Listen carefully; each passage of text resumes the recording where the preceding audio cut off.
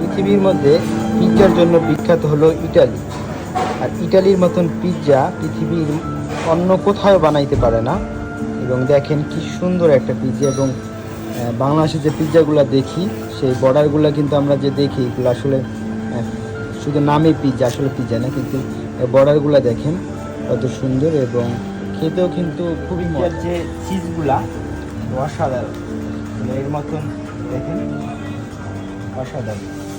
আর এই এক কামড়ে আপনি যে স্বাদ পাবেন আপনার মানে আপনি পিৎজার মধ্যে হারিয়ে যাবেন এমন অবস্থা।